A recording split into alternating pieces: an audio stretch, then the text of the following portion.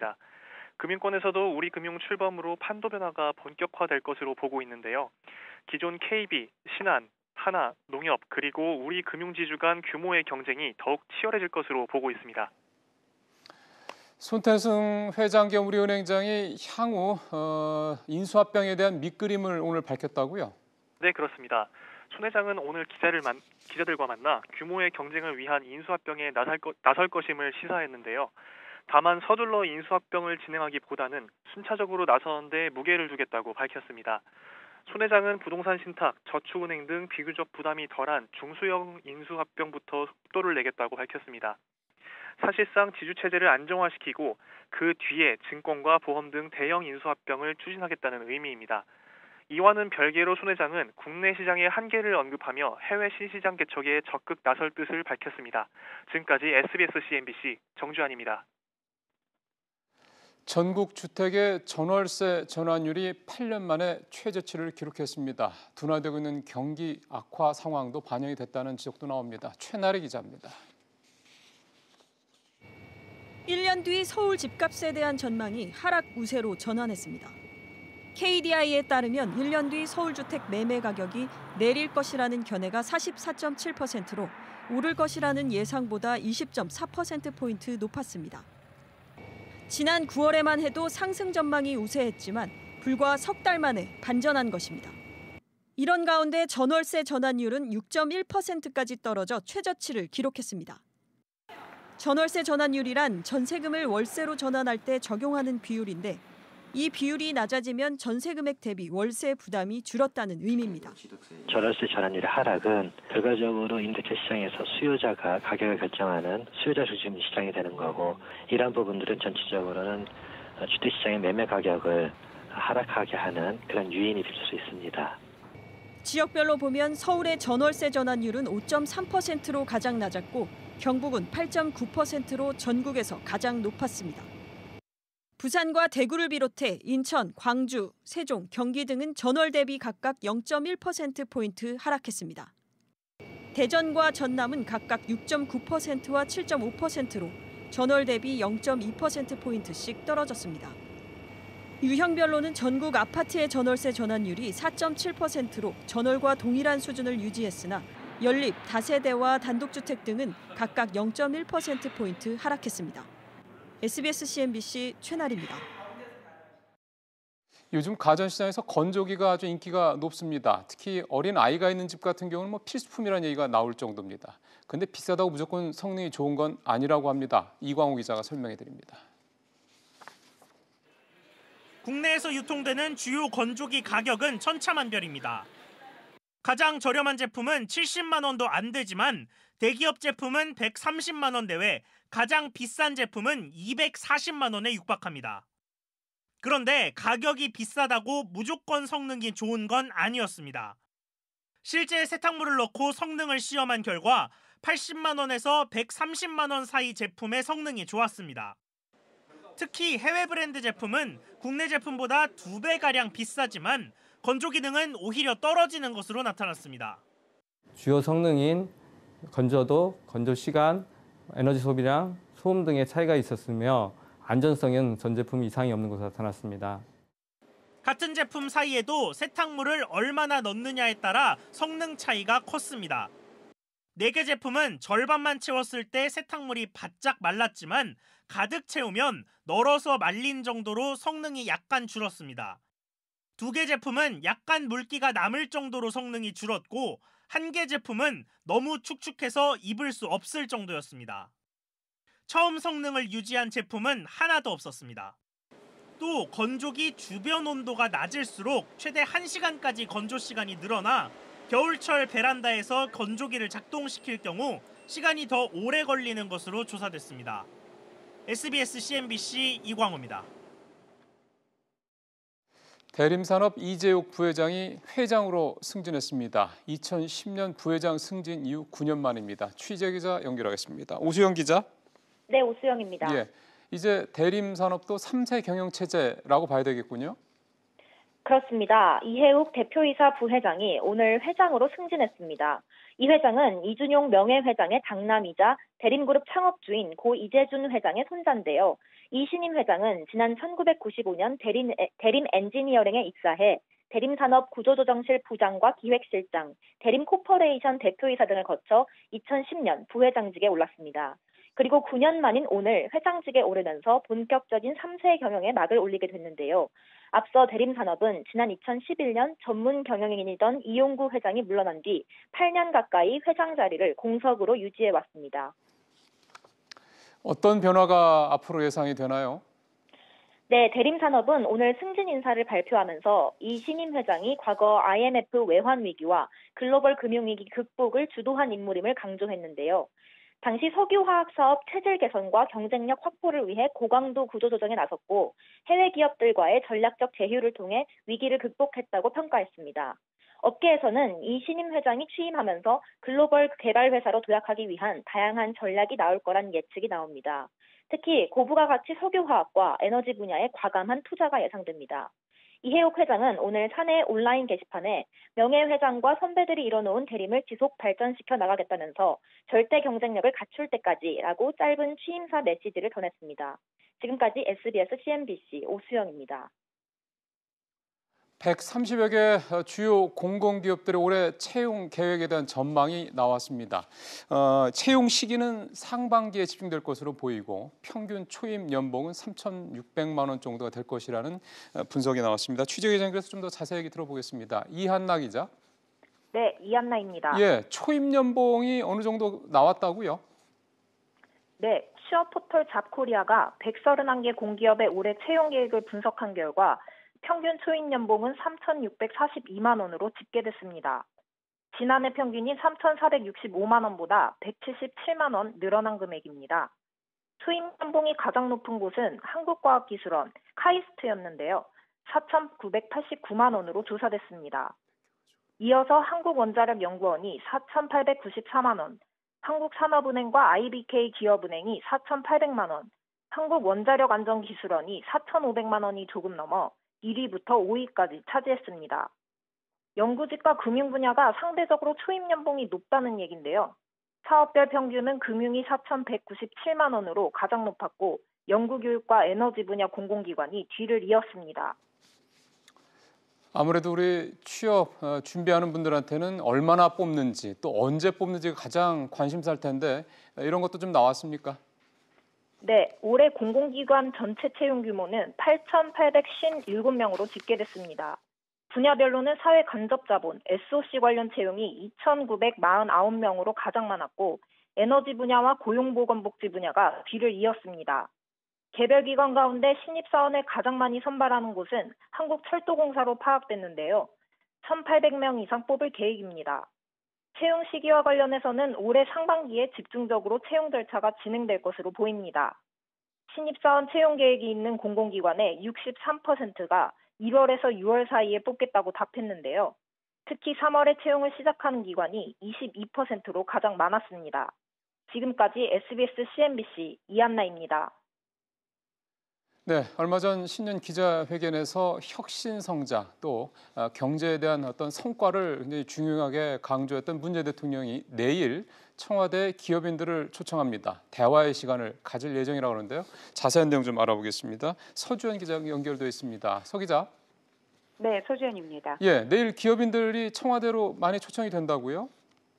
네, 그렇습니다. 대통령이 내일 오후 청와대 영빈관에 대기업과 중견기업인 등 128명을 초청해서 2019 기업인과의 대화를 개최합니다. 청와대는 경제계와 소통을 통해서 경제에 활력을 불어넣고 민간과 정부가 함께 혁신성장 기반을 마련하기 위해서 간담회를 개최한다고 밝혔습니다. 예, 아무래도 이제 참석하는 기업인들이 누구냐 관심사일 것 같은데 현재까지 확인된 사람들은 어떤 사람들입니까? 네, 대한상의에 따르면 이재용 삼성전자 부회장, 정의선 현대자동차 수석부회장, 최태원 SK회장, 구강모 LG회장, 신동빈 롯데회장 등 5대 그룹 총수를 비롯해서 최정호 포스코회장, 허창수 GS회장, 김승현 하나회장 등 22명이 참석을 하는데요. 중견기업 가운데는 정몽원 한나회장, 방준엽 넷마블 의장, 김택진 NC소프트 대표 등 39명이 참석할 예정입니다. 근데 한진그룹, 부영그룹, 대린산업 등은 제외가 됐는데요. 참석 기업 명단은 대한상의가 조율해서 추천한 것으로 알려졌습니다. 대한상인은 사회적 여론을 고려했고 동시에 논란이 다시 부각될 경우 기업에도 부담이 될 수 있다는 점을 고려했다고 밝혔습니다. 예, 최근 문 전 대통령의 행보를 보면 여러 가지로 내일 기업인 대화에서 여러 가지 좀 기업들을 지원하는 뭐 이런 내용들이 나오지 않을까 기대도 되는데 현재까지 어떤 얘기들이 좀 나올 것으로 예상이 되고 있습니까? 네, 일단 이번 토론회는 사전 시나리오 없이 자유롭게 토론을 하는 타운홀 미팅 방식으로 이뤄질 예정입니다. 토론회사에는 박용만 대한상인 회장이 맡을 것으로 알려졌습니다. 아무래도 규제 완화 등 산업 현장의 애로사항과 구체적인 혁신 실천 방안 등이 논의될 것으로 보입니다. 지금까지 SBS CNBC 서주연입니다. 지난해 기준 우리나라 인구의 평균 연령이 처음 42살을 넘었습니다. 주민등록 인구의 지난해 말 기준 평균 연령은 41.1세로 2008년 이 통계를 작성하기 시작한 이후 처음으로 42세를 넘었고 연령대로 봤을 때 40대 이하 인구가 60만 명이 감소한 반면에 50대 이상 인구는 65만 명이 늘었습니다.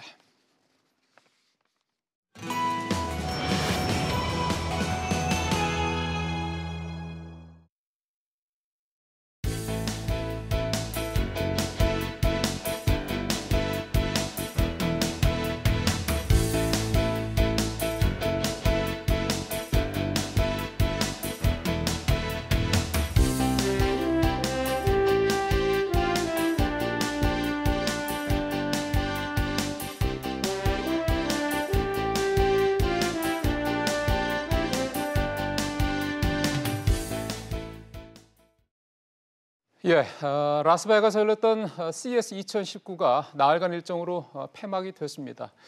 SBS, MBC도 특별 취재팀을 현재 파견을 해서 그동안 보셨습니다만 다양한 그런 소식들 전해드렸죠. 오늘 현장에 특별 취재단 가운데 한 사람인 김동우 기자 나와 있습니다. 현장 얘기 좀 해보고요. 아무래도 좀 여러분께서 많이 관심을 가지고 있는 AI라든가 자율주행차라든가 이런 얘기들을 오늘 조금 더 그림과 함께 자세히 좀 나눠보겠습니다. 김동우 기자 어서 오십시오. 네. 잘 갔다 왔습니까? 네. 사실은 기자들한테 그렇게 해외 출장이라는 게 식견을 넓힐 수도 있지만 고생도 많이 하는 건데 어쨌든 행사 얘기를 좀 해봤으면 좋겠는데 이제 가전 박람회라고 CES를 얘기하면 안 된다면서요? 네, 그렇습니다. 원래 성격은 이 CES가 이 소비자 가전쇼라고 해서 가전쇼는 맞습니다만 다만 최근에는 이 가전뿐만 아니라 자동차 제조회사부터 인공지능을 개발하는 IT 업체들까지 총출동하고 있습니다. 이들이 한데 모여서 미래 우리 생활을 어떻게 변할 수 있는지 이 실제 제품들을 보여주면서 제시하고 있습니다. 그러니까 예전에는 가전과 이런 거 중심이었다. 그럼 이제는 거기에 온갖 그 최첨단 기술들이 다 융합된 그런 종합 전시회, 종합 박람회 이런 성격으로 바뀌었다는 얘기가 되는 건데 네. 이번에 가보셨으니까 현장에서 두루두루 다녀보실 텐데 분위기가 좀 어땠습니까? 일단 지난해에 비해서 지난해에는 3,900여 개 기업이 참가했는데요. 이번에는 4,400여 개로 또 규모 자체가 역대 최대급으로 또 성장을 했습니다. 훨씬 커졌네요. 네, 관람객도 19만 명이나 몰렸는데요. 워낙 관람객이 많다 보니까 이 큰 라스베이거스 거리에 이 CES 관람증을 목에 걸고 있는 사람도 쉽게 찾아볼 수 있었고요. 예. 상인들도 이 관람증만 갖고 있으면은 CES 왔냐 이렇게 반갑게 인사도 건네고 네, 그런 수준이었습니다.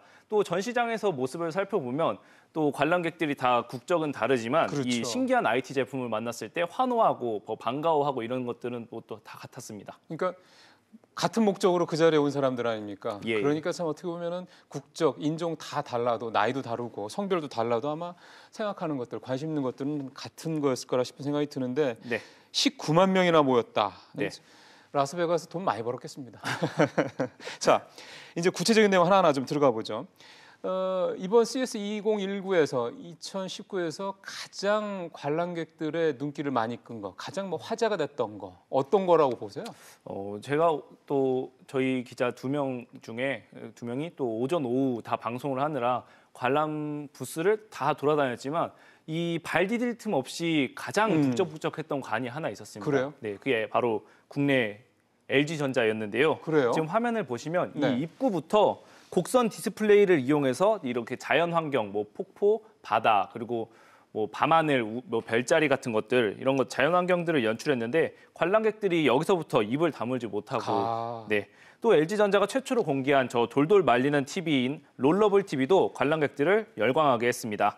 평소에는 가만히 스피커처럼 이렇게 있다가 전원을 켜면 아래에서부터 위로 디스플레이가 올라오는 구조거든요. 저거 신기하네요. 네네. 현장에서 취재해보니 한 외신 기자는 뭐 평생 꿈꿔오던 디스플레이를 만났다 이런 극찬도 내놓기도 했습니다. 네. 반면에 이 아래에서 TV가 위로 올라오는데 약 10초 정도 걸리는데 이 시간이 좀 길다. 또 뭐 시간도 오래 걸리고 굳이 왜 돌돌 말아놔야 되냐 이렇게 장식해놔야 되는데 뭐 이런 반응을 보이는 기자들도 있었습니다. 하여간 승질 급합니다. 근데 앞서 처음에 그 화면 좀 다시 보실 수 있을까 모르겠네요. 그 무슨 폭포수처럼 그렇게 화면이 이렇게 파랑 색깔로 이렇게 내려오는 그 장면. 그러니까 결국은 그게 다 디스플레이지 않습니까? 예, 맞습니다. 그게 그러니까 앞서 그 이렇게 말아져 있다가 펴지는 그 텔레비전 그 디스플레이처럼 그렇게 공면이로 이렇게 표현이 되는 그런 디스플레이를 저렇게 외관에 설치해서 보였다는 거니까 LG로서는 아주 톡톡하게 홍보 효과를 누렸겠다는 생각이 좀 드네요. 네. 예, 그게 더군다나 우리 국내 기업이라니까 더욱더 좀 반갑기도 했습니다. 근데 사실은 이제 앞서 김 기자도 얘기했습니다만 이 CES가 이제 가전 박람회, 뭐 이런 전시회 이런 성격에서 이제는 어떻게 보면 최첨단 기술의 종합, 뭐 융합 이런 이제 박람회로 이제 성격이 바뀌었다는 얘기를 하셨기 때문에 이번에 그런 성격에서 봤을 때 가장 눈에 띄었던 건 어떤 거였습니까? 이 최근에 CES의 성격이 뭐 라스베이거스 모터쇼라고 불릴 정도로 좀 자동차 회사들의 약진이 눈에 띄는데요. 가장 기억에 남는 게 이번에는 BMW가 내놓은 자율주행 오토바이였습니다. 네, 이 시연을 보기 전에는 오토바이라는 게 중심을 잡지 못하면 넘어지다 보니까 이게 가능할까 싶었는데요. 막상 보니까 오토바이가 그냥 직진만 하는 게 아니라 커브길 또 원을 그리며 빙글빙글 도는 등 자유자재로 좀 운행이 가능했습니다. 이 밖에도 사람의 기분을 살피는 등 자동차와 인간이 교감하게 많은 기능도 눈길을 끌었는데요. 차 안에 탑재된 카메라가 운전자의 얼굴을 분석하고 운전대를 잡은 손에서 이 심박수를 재는 등 사람의 정보를 파악합니다. 그래서 여기서 파악한 운전자의 정보를 토대로 이 자동차의 내부 상태, 뭐 음악이라든지 뭐 환경이라든지 심지어 냄새까지 조절을 해주는데요. 이런 기능을 통해서 운전자의 운전자의 어떤 컨디션 같은 이런 것들을 파악해서 운전자에 조절해 주는 거죠. 이제 음주운전은 안 되겠네요. 절대 알코올이 느껴지면 난폭 운전도 좀 어려울 것 같습니다. 그런 것도 어렵겠고요. 그러니까 결국은 그 모든 그런 최첨단 기술, 뭐 IoT든 AI든 뭐 로봇인 이런 기술들이 다 자동차로 이렇게 집약되는 그런 느낌이 좀 드네요. 저 차를 보니까. 네, 그렇습니다. 조금 화제를 바꿔보죠. 원래 이 몇 년 전부터 이 CES에 중국 기업들이 하여간 유난히 이렇게 득세를 하는 그런 모습들이 좀 몇 년 전부터 보였다고 저희도 얘기를 했었는데 차이나 일렉트릭 쇼라는 말도 있었죠. 올해는 어땠어요? 올해는 이 중국 기업은 지난해보다 22%가 감소를 했습니다. 참여한 기업 수.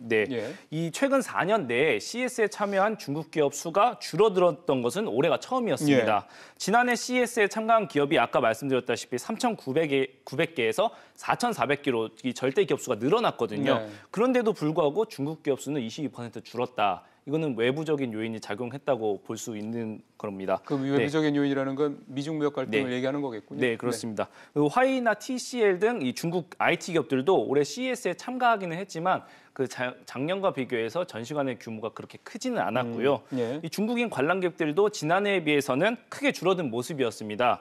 이 현장에서 물어보니까 미중 무역 전쟁 여파로 중국인 관람객들의 그 미국 비자 발급 등이 이루어지지 않는 등 그런 문제가 있었다고 합니다. 그래도 워낙 참가하던 중국 기업 수가 많다 보니까요. 올해도 1,200개의 기업이 참가하기는 했는데요. 4,400개 중에 1,200개. 어우, 3분의 1 가까이 되는군요. 네, 그렇습니다. 우리나라는 대기업과 중소기업을 포함해도 330여 개사가 참가했으니까 이보다는 훨씬 많은 수치였습니다.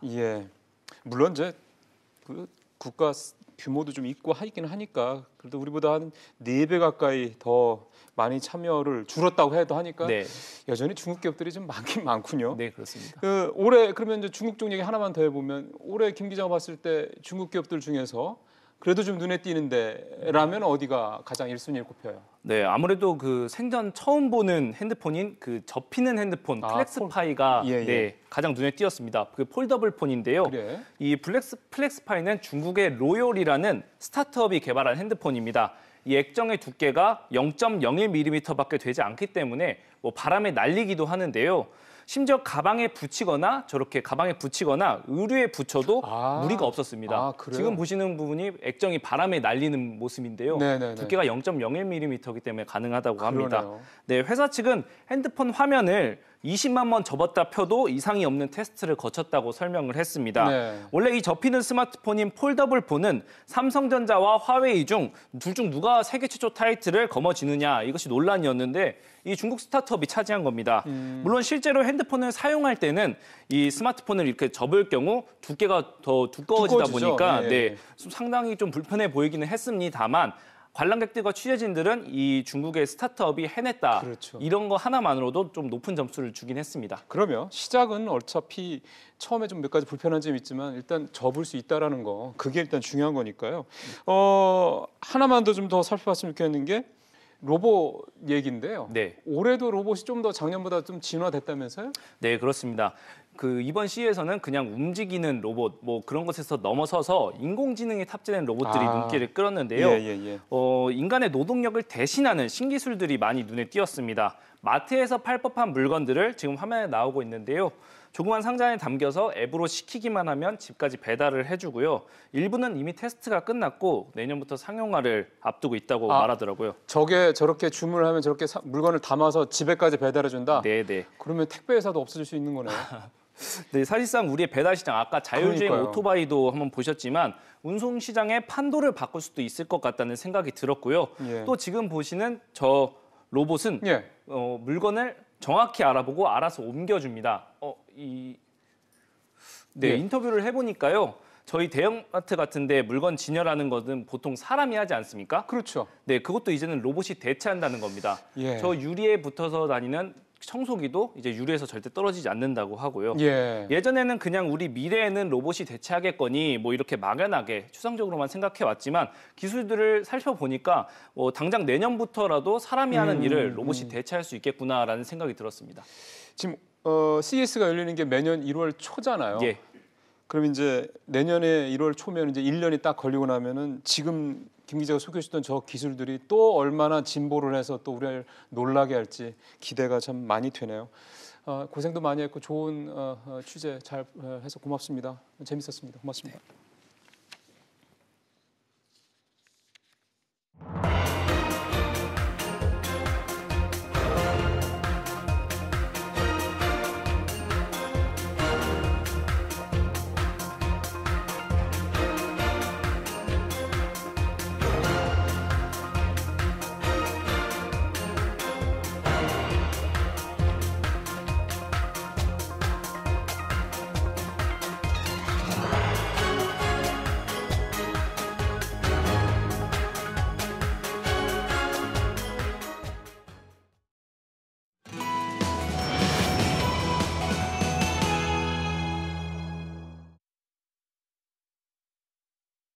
국책연구관 KDI 한국개발연구원이 주말에 보고서를 내놨는데요. 우리 경제가 올해 작년보다 더 둔화될 것이다. 경기가 더 좋지 않을 것이다. 이런 이제 결론을 내놨습니다. 내수도 안 좋고 수출도 안 좋다. 이런 게 대략적인 내용인데 보통 국책연구관이라고 하면은 정부에 조금 더 우호적인 그런 보고서를 내놓는 게 그전에 일반적이었죠. 근데 문재인 정부 들어서 국책연구관이 KDI가 내놓는 보고서는 되게 좀 빡빡하죠. 이게 부정적인 얘기도 많이 담겨 있습니다. 그만큼 이제 객관적으로 경제 상황을 보고 있다 이런 얘기도 될 수 있을 것 같은데요. 오늘 이 KDI를 중심으로 해서 최근에 연초에 올해 전반적인 경기 상황에 대해서 조금 더 두루두루 좀 얘기를 들어보는 시간을 준비를 했습니다. 오늘 도움 말씀을 위해서 가톨릭대 경제학과 양준석 교수님 모셨습니다. 교수님 어서 오십시오. 안녕하세요. 일단 KDI 경제 동향 내용부터 한번 쭉 봤으면 좋겠는데 뭐 방대하긴 한데 교수님께서 보시기에 핵심은 뭐라고 보십니까? 지금 말씀하셨지만은 지금 내수하고 수출하고 둘 다 그렇게 좋지가 않다는 거고 특히 우리가 작년하고 비교해 봤을 때는 작년 이 시기에는 상당히 우리가 좀 긍정적이고 좀 희망적이었지만은 그렇지만은 계속 작년서부터 그 수치가 나빠졌습니다. 그렇죠. 내수도 마찬가지고 수출은 좋았지만은 수출도 들여다보면은 숫자가 그렇게 좋지는 않았어요. 반도체에 너무 의존했고요. 반도체가 우리나라가 지금 작년에 한 5.5% 수출이 늘었다고 하지만은 반도체를 빼보면은 그렇죠. 그러면은 0.6%밖에 늘질 않았습니다. 그런데 또 그런 주력 산업마저도 이제 좀 문제가 있을 거다. 그리고 그 국제 경제도 지금 더 둔화될 것 같다. 그렇게 되니까 진짜 좀 지금 희망적인 변수가 거의 없다. 지금 그 경제 동향 보고서를 보면은 그 상당히 좀 부정적인, 그러니까 좀 진짜 좀 희망적인 변수가 없다는 게 그게 좀 많이 눈에 띄게 됩니다. 그러네요. 그러니까 전체적으로 내용이 교수님도 말씀하셨지만 조금 무겁고 뭐 표현이 조금 과할지는 모르겠지만 약간 음울하다라는 그런 느낌마저 든다. 이런 뭐 분석도 나오더라고요. 근데 중요한 거는 이게 이제 일시적인 거냐 아니면 이제 기조적이냐 추세적이냐 이제 이런 부분들이지 않습니까? 근데 지금 교수님 말씀으로는 기조적이다, 추세적이다 이렇게 봐야 될 것 같으네요. 지금 최소한도 지금 내년하고 내후년까지는 이런 추세가 계속 될 거로 보입니다. 올해 포함해서. 올해 포함해서요. 예. 그러니 그렇게 내가 지금 뭐 국제적인 통계를 본다면은 IMF가 10월서부터 그 성장률을 좀 하향 조절했고, 예. 그 다음에 미국 중국 같은 경우도 금년하고 내년에 성장률을 다 지금 하향 조절하고 있거든요. 예. 그렇게 거기에다가 좀 이걸 뒤집을 수 있는 요소가 별로 보이지가 않습니다. 지금 한 2020년 이후 통계들은 그렇게 많이 예측을 좀 삼가하고 있지만은 그래도 최소한도 2019, 2020년 예측들은 거의 다 좀 부정적인 추세를 계속 좀 유지하고 있죠. 지금 말씀하셨던 이런 어떤 음울한 상황을 뒤집을 수 있을 만한 근거가 별로 없다고 말씀하셨던 부분들을 좀 하나하나 살펴보면 일단은 그나마 작년에 우리 경제를 이끌었던 수출부터 살펴보면 수출도 별로 올해는 작년보다 좋지 않을 것이다라는 거 아닙니까? 예, 지금 얘기했지만은 일단 반도체를 빼면은 우리나라 수출이 한 0.6%밖에 더 늘진 않았고요. 그런데 지금 반도체 성장률이 지금 계속 늘 수가 있느냐, 그기에 대해서 상당히 지금 회의적인 그 관점을 가지고 있는 분들이 많습니다. 지금 그 우리가 반도체 수출을 그렇게 많이 했던 이유가 세계 경제가 좀 작년 재작년 때는 좀 호황세가 있었고 그렇죠. 거기에다가 그렇게 되니까 그 반도체 수요가 특히 그렇죠. 메모리 반도체 수요가 그렇죠. 자연적으로 늘어나는데 우리나라가 어떤 면에서 본다면 전략적으로 굉장히 좀 좋은 분야 상태에 있어요. 반도체에 있어서는. 네. 우리나라 기술하고 비용이 딱 맞는 상태이기 때문에 그렇기 때문에 우리 경기가 회복되면서 메모리 반도체의 수요가 늘면서 물량이 늘면서 초과 수요 상태가 일어났어요. 그렇죠. 그렇게 되니까 물량뿐만이 아니라 가격도 크게 올라간 거죠. 그런데 지금 그런 수요가 줄어드니까 초과 수요 상태가 상황이. 줄어들면서 그러면서 물량뿐만이 아니라 가격도 떨어지는 상태가 이제는 한 11월서부터 이제 보이고 있으니까 그러니까 지금 우리가 그렇게 많이 의존하고 있었던 반도체에서 더 이상 우리가 거기서는 좀 의존할 수 없는 상태가 됐다. 그게 가장 좀 문제가 되는 상태고 수출에서는요. 수출에서요. 그다음에 우리가 또 두 번째 가장 많이 수출하는 상품이 자동차하고 자동차 부품이 있는데 그렇죠. 그런데 지금 2016년, 2017년, 2018년 한 상반기 정도까지는 세계적으로 본다면 자동차 산업이 회복세였거든요. 그런데 우리나라만 좀 이상하게 수출이 잘 안 됐고 판매가 잘 안 됐어요. 그게 흔히 우리나라 기업들이 세계 소비자들이 원하는 모델을 제대로 못 만들었다고 지금 보고 있거든요. SUV 얘기하시는 거죠? SUV도 그렇고요. 그다음에 또 이제 환경 친화적인 자동차도 그렇고. 그렇죠. 그래서 우리가 그런 면에서는 다른 세계 다른 자동차 회사들은 다 여기에 득을 봤지만은 우리나라 회사들만 좀 득을 못 봤다. 그런 좀 걱정되는 좀 상태였는데 이제는 또 자동차 산업마저도 세계 경제 전체가 좀 둔화되니까 그러니까 우리가 좀 기회를 놓친 게 아니냐 좀 그런 걱정이 좀 드는 거죠. 예, 지금 수출 관련해서 대표적인 1, 2위 제품 즉 반도체하고 자동차 이 두 가지를 가지고 전체적으로 좀 수출에 대해서 올해 작년만큼 기대하기는 어렵다라는 그런 근거를 좀 말씀을 하셨는데요. 반도체 얘기 하나만 좀 더 말씀을 좀 드려보면. 며칠 전에 기획재정부가 그린북을 냈는데 거기에서도 반도체 업황에 대해서 올해는 조금 불투명하다라고 공식적으로 얘기한 게 하나 화제가 됐었고 또 하나 산업연구원이 BSI 조사 주말에 내놨는데 여기서도 반도체 매출 전망이 별로 좋지 않을 것이다 이런 내용이 나와서 전체적으로 좀 좋지 않다라는 전망들이 좀 많습니다. 국내에서 그러니까 정부 쪽에서 나오는 그런 것들도. 근데 바깥쪽에서 나오는 데이터들을 좀 보니까요. 제가 오늘 어떤 기사를 보니까 이제 가트너라고 이제 많이 알려져 있는 IT 조사 업체인데 여기는 올해 2%대 초반. 근데 내년에는 뭐 8% 정도 반도체 수요가 늘어날 것이다. 성장을 할 것이다. 이렇게 또 전망을 하고 있단 말이에요. 그러니까 내부에서 바라보는 것과 외부에서 바라보는 게 시각이 좀 많이 달라서요. 지금 시각이 달라지는 이유가 뭐냐 하면은 지금 상당히 많은 그 반도체 회사들이 국내외에서 이번에 인텔이 2, 4분기인가 3, 4분기에 CPU 칩을 새로 이제 만들어낸다고 얘기하더라고요. 그런데 거기에 따라서 그 컴퓨터나 뭐 그런 상품들의 그 수요가 회복하지 않을까 그렇게 좀 기대를 하고 있습니다. 저는 개인적으로는 그렇게 희망적으로 보진 않아요. 그 이유가 뭐냐 하면은 최근 CPU 나온 걸 본다면은 우리가 그 옛날 한 10년, 15년 전에는 새 CPU가 나오면 획기적으로 속도도 바뀌었고 그랬는데 최근에 나온 CPU들은 그렇게 획기적으로 바뀌지가 않기 때문에 컴퓨터를 좀 더 오랫동안 가지고 있는 것 같습니다. 휴대폰이랑 비슷한 상황이네요. 그렇죠.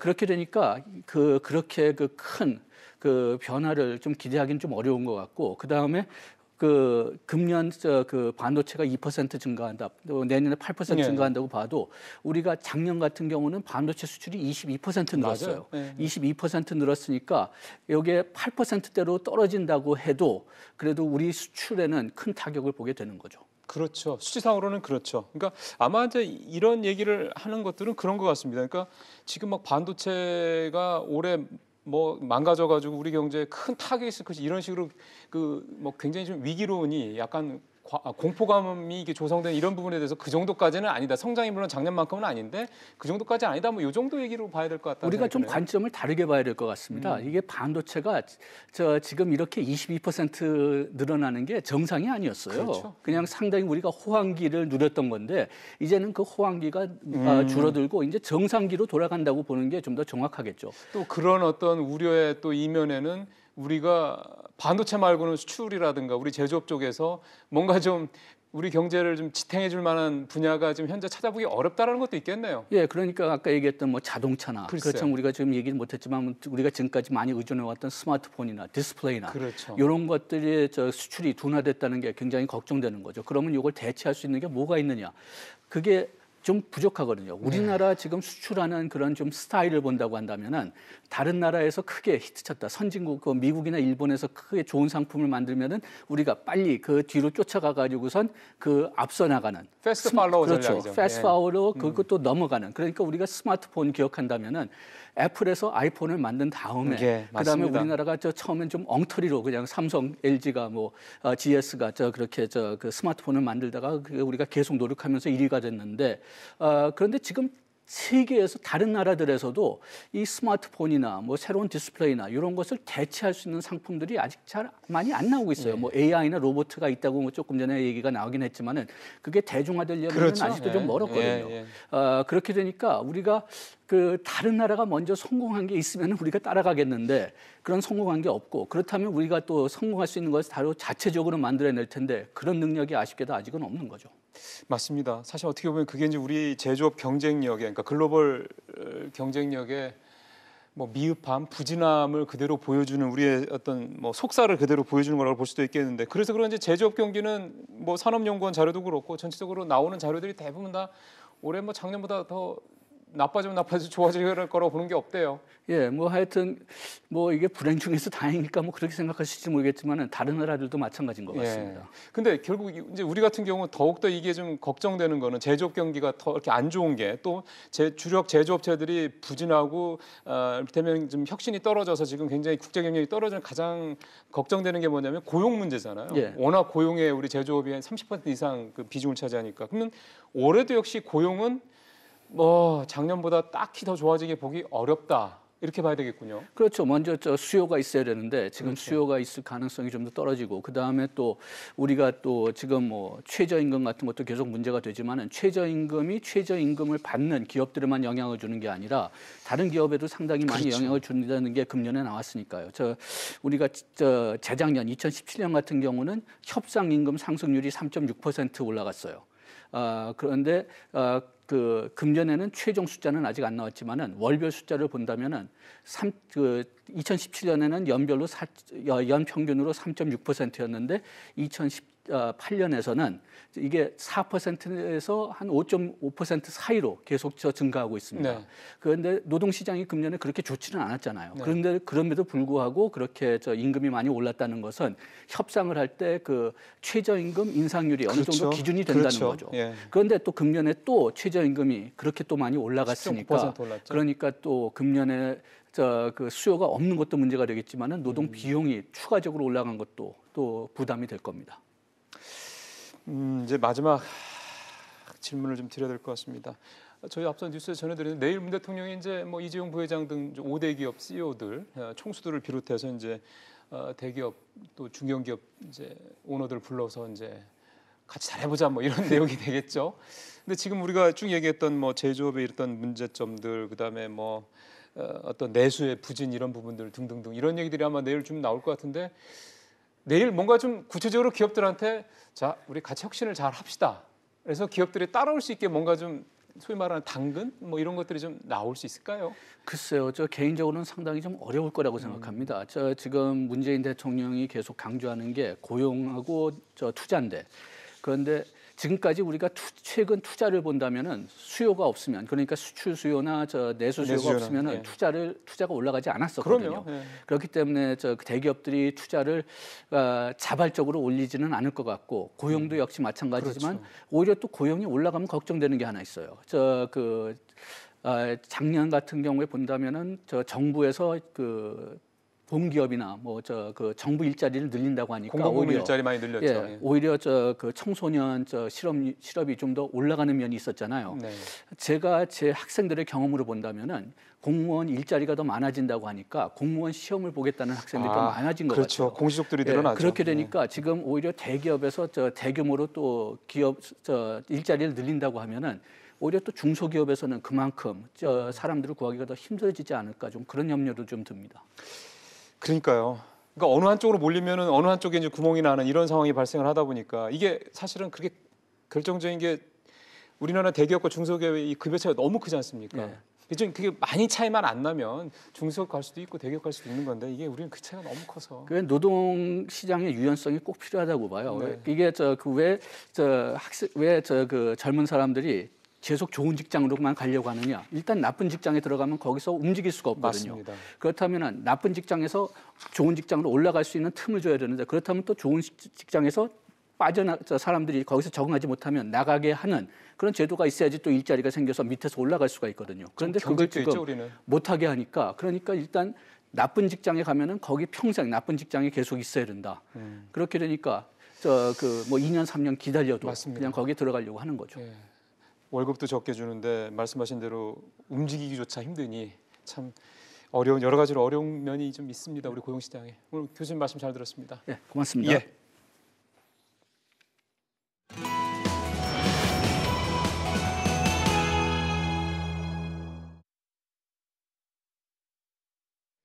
앞서 저희가 우리 취재기자 리포트 통해서 전해드렸습니다만 전세가율이 계속 떨어지네요. 이런 부분들 전월세 전환율도 좀 떨어지고 전체적으로 부동산 시장에는 좀 부정적인 그런 어떤 재료다 이런 어떤 뭐 시그널이다 이런 얘기들을 많이 합니다. 그래서 조금 더 이런 얘기들을 좀 알기 쉽게 좀 설명을 좀 들었으면 좋겠습니다. 오늘 도움 말씀을 위해서 KB국민은행 박원갑 수석 전문위원 전화로 연결했습니다. 박 의원님 안녕하십니까? 네, 안녕하십니까? 예, 일단 계속해서 집값 하락세는 이어지네요. 그렇습니다. 서울 아파트 값이 9주 연속 하락을 그렇죠. 했고요. 하락하는 지역도 강남에서 다른 지역으로 확대되는 양상. 지금 부동산 시장은 한마디로 이제 강남발 하락세가 물결처럼 이제 확대되는 국면 이렇게 보시면 될 것 같고. 예. 원래 강남이 다른 시장과는 달리 투자 수요 성격이 강하고 그렇죠. 정부 정책에 민감하게 반응하다 보니까 먼저 하락을 하고 있는 거고요. 지금 뭐 서울 아파트 재건축 시가총액이 지난해 10월에 대비해서 뭐 3조 5천억 원이 빠졌다. 뭐 이런 것들은 그대로 보여주는 통계라고 보고. 예. 어떻게 보면은 뭐 강남 지역이 단기간 급등에 따른 후유증이라고도 볼 수가 있겠죠. 많이 오르니까 글쎄요. 많이 떨어진다. 뭐 이런 단순한 진리가 부동산 시장에서도 그대로 드러난다. 이렇게 말씀을 드릴 수가 있겠습니다. 이렇게 집값이 떨어지는 것, 이 팩트 하나하고 또 하나의 팩트가 중요한 지금 부동산의 팩트가 거래 절벽이라는 얘기가 나올 정도로 거래가 잘 이루어지지 않는다는 거 아니겠습니까? 이거는 어떻게 또 해석을 해야 됩니까? 이 두 가지의 상관관계를? 일단은 거래가 줄었다는 것은 수요가 준 거겠죠. 그렇죠.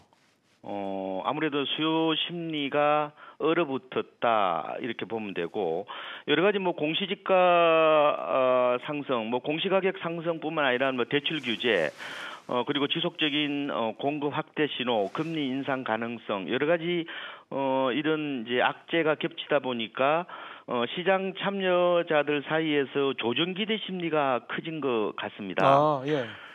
최근에 부동산 시장의 두드러진 특징 중에 하나가 이른바 집단 사고를 한다는 거예요. 그룹띵크를 한다는 건데. 뭐를요? 생각이 다 같다는 거예요. 아. 이 무리짓기나 이 군집 행동을 한다는 겁니다. 예. 그러니까 스마트폰을 통해서 정보 전달 속도가 워낙 빨라지고 또 집이 하나의 투자 대상이 되다 보니까 그렇죠. 수요자들이 때를 지어서 생각하고 움직이는 모습들이 나타난다는 거예요.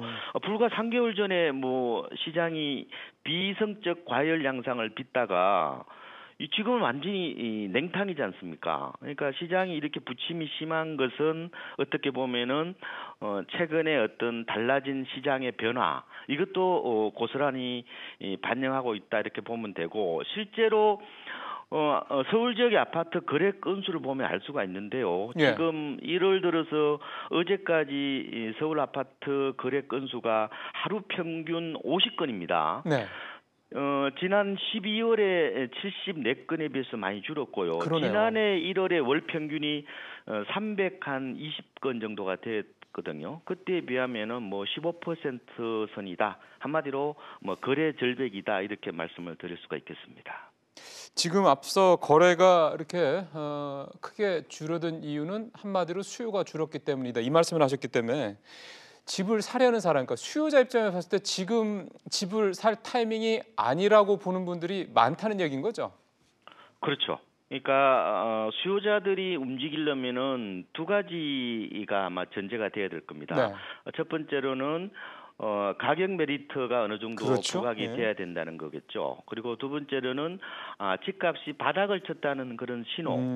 그게 있어야 아마 수요자들이 조금 행동으로 나설 것으로 보이고요. 근데 지금 전혀 움직이지 않는 걸 보면은 확실히 집값이 좀 더 떨어질 것이라 하는 그런 기대들이 시장 참여자 혼자 갖고 있는 게 아니라 그게 집단적으로 사고를 한다는 거예요. 그게 어떻게 보면은 지금의 주택 시장의 어떤 현주소가 아닌가 이렇게도 해석을 해보고 있습니다. 오늘 어디 기사를 하나 보니까 어떤 설문조사 보고서입니다. 그것도 전문가들 집단을 설문조사한 내용이던데 올해는 부진할 건데 내년에는 반등할 거다 이렇게 보는 사람들이 많다. 이게 그 설문조사 내용의 이제 핵심이었는데요. 여기에 우리 박 의원께서는 어떻게 생각하십니까? 지금 그 통계가요, 어떻게 보면은 약간 뭐 중계하는 것 같은 그런 느낌이 있어요, 설문조사가. 네네. 그러니까, 한국개발연구원인 KDI에서 이제 전문가 100명을 대상으로 설문조사를 했는데, 1년 뒤에 과연 서울 아파트 값이 하락할 것이냐, 여기에, 상승할 거라는 분들보다 더 많았다는 거 아니에요, 그죠? 지금 통계가. 예. 예, 근데 작년 9월에서는 그때 조사할 때는 하락보다 상승이 많았는데 지금 3개월 사이에 분위기가 바뀌었다는 게 최근에 나온 통계인 것 같고요, 설문조사인 것 같고. 네. 근데 지금 우리나라에서 비교적 주택시장 전망에 근위가 있다고 할 수 있는 뭐 건설산업연구원이라든지 주택산업연구원 같은 경우에 작년 4분기에 전망을 했었잖아요. 그렇죠. 근데 올해 집값을 특히 서울 아파트 값은 소폭 상승으로 내다봤단 말이에요, 그죠? 그게 이제 그대로 이어지고 있는데 이 KDI 이 조사를 보니까 그게 아니다. 오히려 지금은 지금 분위기가 지금 굉장히 얼어붙어 있었으니까 예. 이런 어떻게 보면 지금의 모습들이 어떻게 투영돼서 설문조사로 나왔다, 글쎄. 설문 결과로 나왔다 이렇게 보시면 될 것 같습니다. 좀 심리적인 측면이 좀 영향을 많이 미쳤다 이렇게 봐야 되겠군요.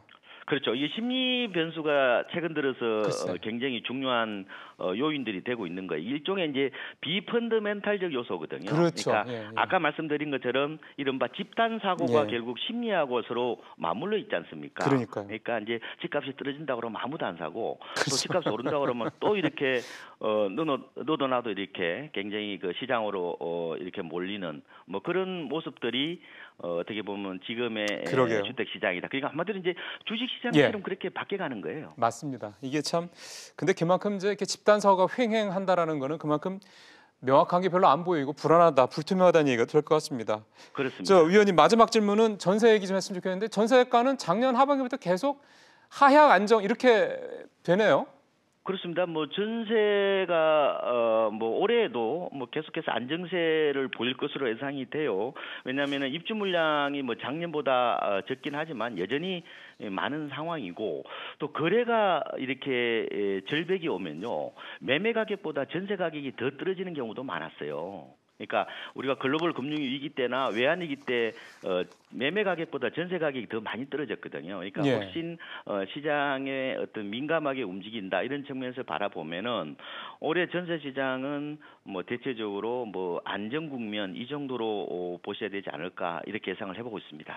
그렇게 된다면 뭐 전세가율 하락세도 그렇고 전월세 전환율도 그렇고 계속해서 조금 더 이 임대 시장은 계속해서 좀 하향세가 당분간은 더 간다 이렇게 보면 되겠네요.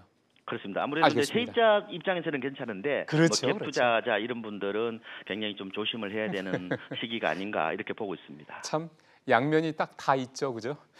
박 의원님 오늘 말씀 잘 들었습니다. 네, 고맙습니다. 네, 지금까지 KB국민은행 박원갑 수석전문위원이었습니다.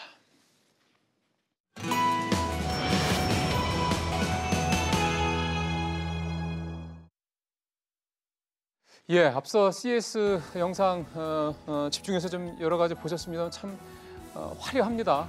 다양한 어떤 모습들 앞으로 우리에게 다가올 우리 미래가 얼마나 기대감을 갖고 상당히 좀 혁신적인 어떤 그런 모습 바뀔지 많이 이렇게 좀 주목이 될 만한 내용들이 많이 있었는데 사실은 근데 그 이면도 좀 있죠. 아무래도 그렇게 기술이 발전하고 자동화가 되다 보면 고용 문제, 현재 고용 문제가 조금 더 악화될 수 있다는 우려도 사실은 너무 간과해서는 안 될 것 같습니다. 오늘 마치겠습니다. 고맙습니다.